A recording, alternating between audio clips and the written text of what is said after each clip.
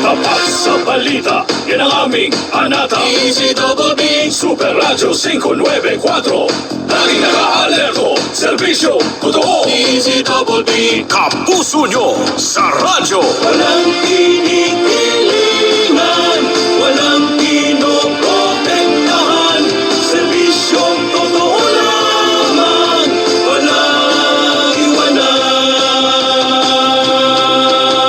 May paninindigan, matatag, maasahan. DZBB Super Radio 594. Kapusong Pilipino, lahat Super Radio. DZBB Serbisyong totoo. Walang kinikilingan, walang pinoprotektahan, serbisyong totoo lamang, walang iwanan. Walang kinikilingan, walang pinoprotektahan, serbisyong totoo lang, walang iwanan. DZBB Super Radio. DZBB Super Radio number 1. Alas 5:32 ng umaga. Okay, 10:41 ng umaga. Sabay ng pagsikat ng araw, hindi magpapaiwan. Unang-una sa balitaan, Buena Manong Balita. Pagputok ng balita, Buena Mano sa Super Radio. Buena Manong Balita. Kasama si Orly Trinidad. Hindi pa huli, hindi pa aawat. Balitaang walang iwanan. Paghimay sa isyu ng bayan na hindi matatawaran. Buena Manong Balita. Hindi ka maiiwan. Unang-una ka sa balita. Buena Manong Balita. Araw na tayo ngayon ng Martes, mga kapuso, at 3 sa buwan ng Setyembre taon 2024. Kumusta na ho kayo? Lalo na ho dun sa mga lugar na sa mga oras na ito na sinalim po ng mga matitinding rainfall warning mula po sa pagkasa dahil po sa bagyong Enteng na nagpapaigting naman po sa habagat. Mamaya meron po tayong update po dyan mula po sa pag-asa, mga kapuso. Inyo pong antabayanan yan sa pagpapatuloy po ng ating palatuntunan naman ng mga balita. Ako po ang inyong kapuso, Orly Trinidad. Narito po at ihatid na ho natin ang mga headlines ng ating mga benamanong mga balita. Mulang ibinuhos ng bagyong Enteng, nagdulot ng mga pagbaha, pag-apaw ng ilog, pagragasa ng tubig at pagguho ng lupa sa malaking bahagi ng Luzon kahapon. 7 tao naman patay sa landslide at pagkalunod sa lungsod ng Antipolo. Klase sa mga paaralan at pasok sa gobyerno sa Metro Manila, Calabarzon at ilang pa mga lugar sa Luzon suspendido dahil sa epekto ng bagyong Enteng. Ang Pilipinas nagpaabot ng pag-alma sa China dahil sa ginawang pagbangga ng barko ng China Coast Guard sa BRP Teresa Magbanwa. Mukhang idulog ito sa Arbitral Tribunal. Pinag-aaralan na ho ng pamahalaan. Mga kumpanya ng, Martes ngayon, mga kumpanya nilang is may taas presyo sa mga produktong petrolyo ngayon pong araw. Mga laptop, libro at ilang pang gamit para sa mga guro at mag-aaral. 4 na taon nang nakatenga sa bodega ng DepEd. At Vice President Sara Duterte naniniwalang posibleng wala na sa lungsod ng Davao si Pastor Apollo Quiboloy, mga kapuso. 5:35 na ho ng umaga. Super Radio DZBB Last Report. Ito ang pag-asa muli ng palabas ng heavy rainfall warning advisory ngayong pong umagang ito. Christian Manyo sa detalye ng balitang yan. Christian, magandang umaga muli, Christian. Muling naglabas ng heavy rainfall warning ang pag-asa sa iba't ibang lugar sa bansa dulot ng bagyong Enteng at ng habagat. Sa abiso na inalabas ng pag-asa alas 5 ngayong umaga, nakataas ang orange warning level sa Metro Manila, Zambales at Bataan kung saan threatening ang inaasahang pagbaha sa flood-prone areas at posible rin ang pagguho ng lupa dahil sa malakas na buhos ng ulan na may kasamang malakas na hangin, habang light to moderate o katamtaman hanggang malakas na buhos naman ng ulan ang inaasahan sa lalawigan ng Quezon, Batangas, Laguna at Nueva Ecija sa susunod na 3 oras. Sa mga oras na ito, ilang minuto nang nakararanas ng pagbugso-bugso ng malakas na buhos ng ulan ang Kamanava pero wala pang pagbaha. Ako, si Christian Manyo ng GMA Super Radio, DCWB, dapat totoo. Super Radio, DZWB, Last Report. Super Radio DZWB Bantay Bagyo. Sa oras na 36 na minuto makalipas ang alas 5 na umaga, ito mga kapuso, pakinggan na ho natin ang pinakahuling weather update mula po sa Pag-asa. Rhea Torres po ng Pag-asa nasa ating linya. Rhea, magandang umaga sa iyo at welcome sa radyo na TV pa. Rhea, good morning. Yes po, good morning po. Good morning din po sa ating mga tagapakinig. Sa latest po muna sa binabantayan natin na si Bagyong Enteng. Nananatili pa rin po itong nasa tropical storm category. Yung latest location niya po as of 4 a.m. ay nasa karagatan ng Paway, Ilocos Norte. Nagtataglay po ito ng lakas ng hangin na umaabot ng 75 kilometers per hour malapit sa gitna at pagbugso naman umaabot ng 125 kilometers per hour at kumikilos sa direksyong northwestward sa bilis na 25 kilometers per hour. Dahil po sa epekto nitong si Bagyong Enteng, nakataas pa rin ang tropical cyclone wind signal number 2 at number 1 sa ilang bahagi ng northern at central Luzon. Signal number 2 ay nakataas sa Ilocos Norte, northern portion ng Ilocos Sur, Apayao, Abra, Kalinga at sa western portion ng mainland Cagayan kasama ang Babuyan Islands.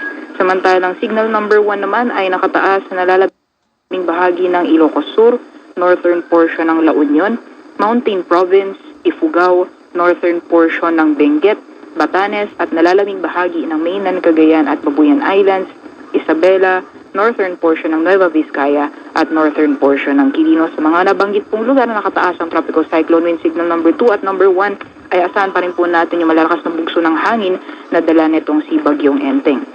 Pagdating naman po sa mga pag-ulan, malaking bahagi po ng northern Luzon ay makakaranas pa rin po ng malalakas na pag-ulan dulot ng epekto nitong si Bagyong Enteng for areas po ng Ilocos Region, Cagayan Valley at Cordillera Administrative Region. Ngayong araw, asahan po natin yung mga malalakas na mga pag-ulan. Meanwhile, sa areas naman po ng Central Luzon, dito po sa Metro Manila, pati na rin sa Calabarzon at ilang bahagi ng Mimaropa, magpapatuloy pa rin po yung moderate to heavy na mga pag-ulan, dala naman ang epekto ng hanging habagat or southwest monsoon. Pinag-iingat po yung ating mga kababayan sa mga posibilidad ng pagbaha o pagguho ng lupa dulot ng mga pag-ulan dala nitong si Bagyong Enteng at ng hanging habagat. So Rhea, ang NCR at ang Calabarzon, wala ng signal.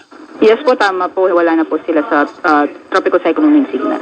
Pero nakikita ko dito sa inyong mapang pinakikita ngayon sa radyo na TV pa, mukhang napakakalawak pa rin ng orange bandang ng bagyong itong si Enteng. Mukhang hanggang bukas ba ito mararamdaman natin siya, Rhea? Based po sa sa latest na track forecast po natin, bagyong lalakas po ito si Bagyong Enteng, pero nasa may karagatan na po siya dito sa may kanlurang karagatan ng northern Luzon, specifically sa may Ilocos Region.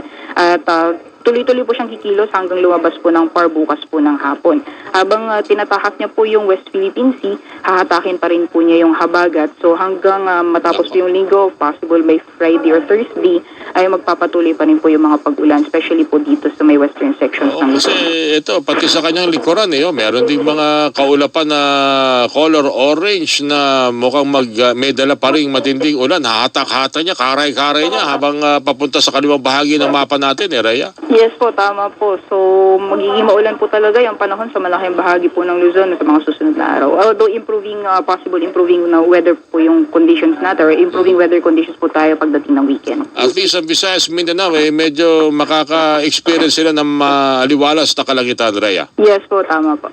Okay, Rhea, maraming salamat sa pinakaling update. Natawag ulit kami sa inyo dyan sa Pag-asa. Ingat kayo, Rhea. Good morning.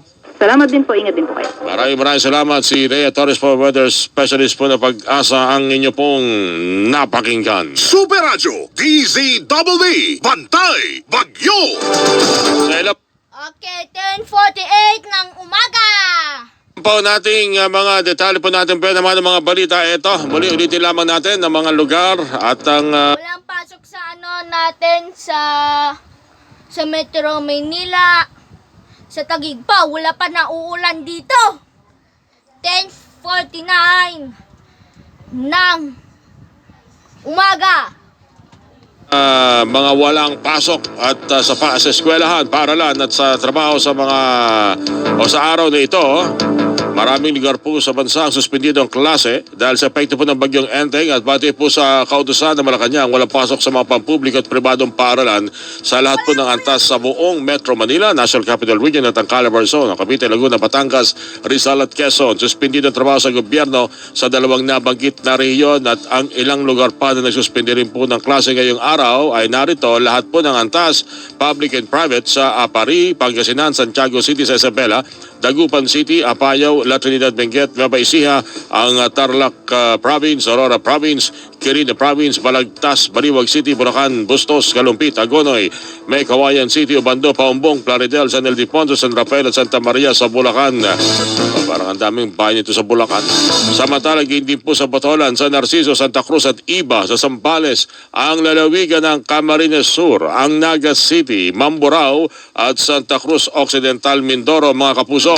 Samantala, walang pasok sa kinder hanggang grade 12, kasama na rin po ang ALS, public and private sa Tuguegarao City, kinder hanggang grade 12, public and private din sa Pamplona sa Cagayan, Baguio City, Tumawini, Isabela at ang Benguet Province. Sa mga motorista ho natin, ayon sa MMDA, suspendido po ngayong araw na ito ang expanded number coding scheme sa buong Metro Manila at pwedeng bumiyay ang mga sasakyan na may plate number 3 and 4 anumang oras ngayong pong araw na ito at hindi ho kayo huhulihin.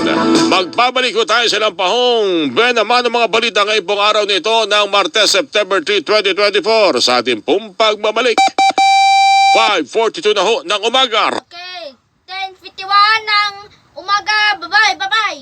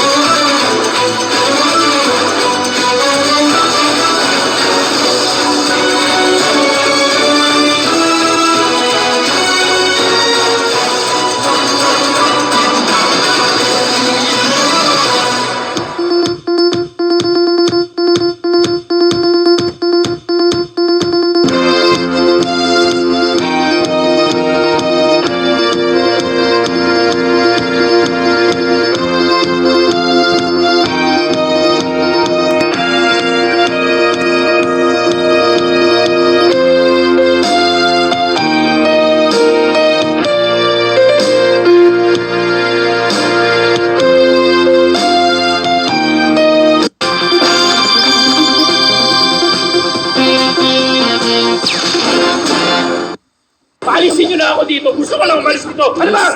Ano yan? Kailangan may labasin natin dito si Jordan Mansala.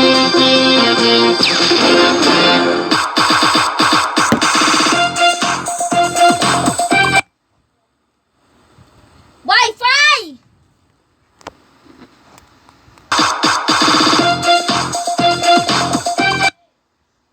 Wi-Fi neto! 10:55. Oh, 10:55.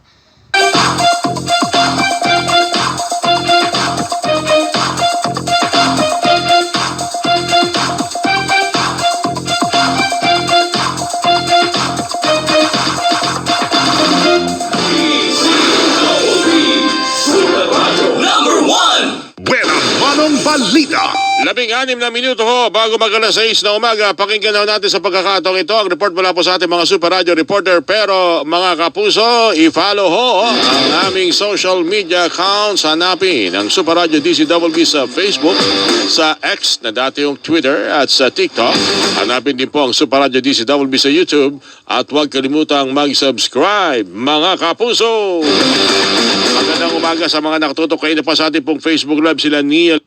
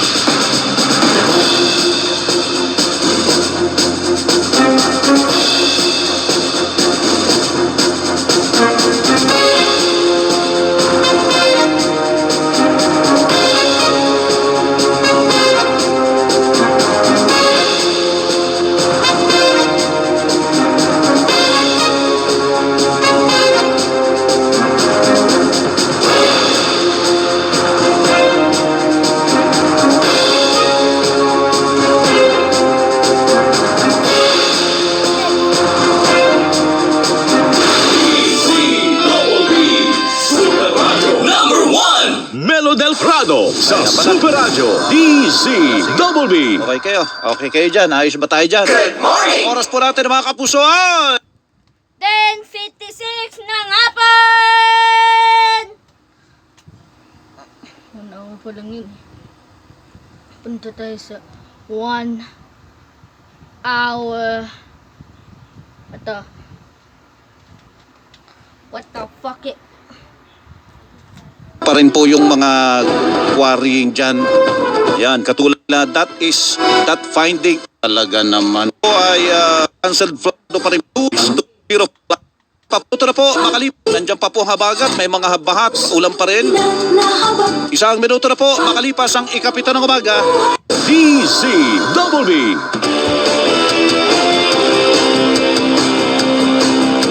Tapat sa balita, yan ang aming anata. DZBB Super Radio 594.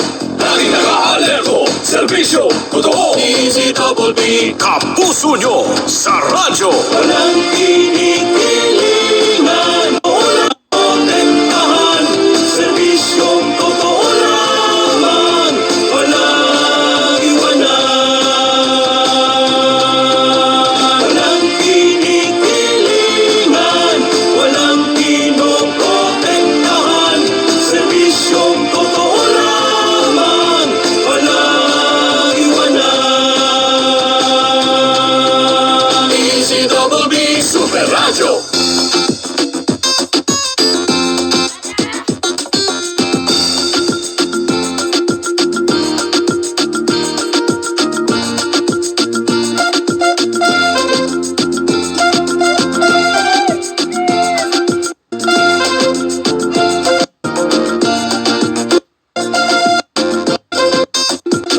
Ng mga naniniwala Sa Umaga Nation.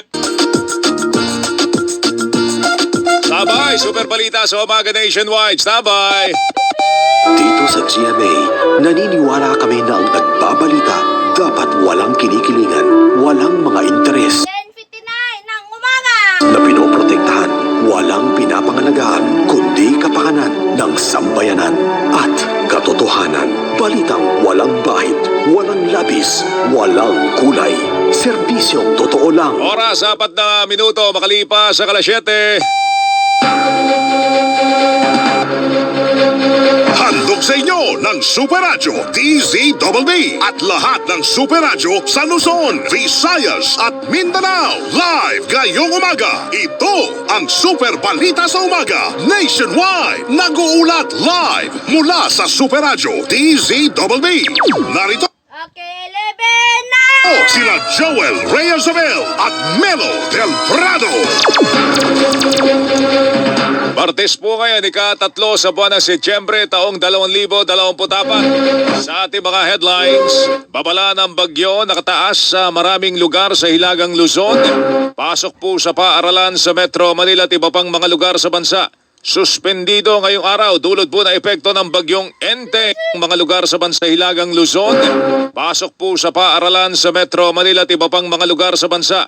Suspendido ngayong araw, dulot po na epekto ng bagyong Enteng. 7 tao sa lungsod ng Antipolo na paulat na nasawi sa gitna ng pananalasa ng bagyong Enteng. State of calamity dineklara naman sa Naga City, Camarines Sur, dulot ng malawakang pagbaha. Isang barko na nakaangkla sa lungsod ng Navotas nasunog sa gitna ng pananalasa ng bagyong Enteng. 2 iba pang barko bumangga naman sa dike. Mga kumpanya na langis nagpatupad ng dagdag presyo sa mga produktong petrolyo. Department of Foreign Affairs nag-aina na reklamo sa China kaugnay ng pagbangga sa BRP Teresa Magbanwa ng barko ng China Coast Guard. 1.5 milyong piraso ng laptop, libro at iba pang biniling gamit ng Department of Education. 4 na taon ang nakatenga sa bodega ayon kay Education Secretary Sani Angara. Vice President Sara Duterte naniniwala na wala na si Pastor Apollo Kibuloy sa compound ng Kingdom of Jesus Christ sa Davao City. Hindi bababa sa 15 undocumented foreigner na harang ng Bureau of Immigration sa Tawi-Tawi. Super Balita sa Umaga, Nationwide. Mga kapuso, i-follow ang aming mga social media accounts. Hanapin po ang Super Radio DCWB sa Facebook, sa X, dating Twitter, at sa TikTok. Hanapin din po Super Radio DCWB sa YouTube at mag-subscribe. Sa gitna. At meron pong pagbugso ng hangin 125 kilometro bawat oras. Sa ngayon po ay nakataas ang babala ng bagyo bilang 2 sa Ilocos Norte, ilagang bahagi ng Ilocos Sur, Apayao, Abra, Kalinga, kanlurang bahagi ng mainland Cagayan, Babuyan Islands. Nakataas naman ang babala ng bagyo bilang 1 sa nalalabing bahagi ng Ilocos Sur, hilagang bahagi ng La Union, Mountain Province, Ifugao, ilagang bahagi ng Benguet, Batanes, nalalabing bahagi ng mainland Cagayan, nalalabing bahagi ng babagi ng Suspendido pa rin ang klase sa maraming lugar sa bansa dahil po sa epekto ng bagyong Enteng. Ipinagutos po na Malacanang ang suspensyon ng klase sa mga pampubliko at pribadong paaralan sa lahat ng antas na Metro Manila at Calabarzon. Suspendido rin ang trabaho sa gobyerno sa National Capital Region at Calabarzon. Narito pa ang ibang lugar na nagsuspindi ng klase ngayong araw. Ito po yung mga Olan sa Cruz ang ngayong araw na ito ang number coding sa Metro Manila. Ang oras po natin, Hindi naman kami binabahan ng ganito. Simula't simula pa. Tapos nung bigla nga lang na yan. nasira ang itin. Lang nilakas na yung irigasyon ay karaniwan sin. Dahil napansin na Nasa 18 ng napamamilya nakatira sa gilid ng Maralo River sa Bulacan, inilikas ng dulot ng pagkataas ng angas ng tubig. nakarang bagyong Karina. Okay, maraming salamat at magandang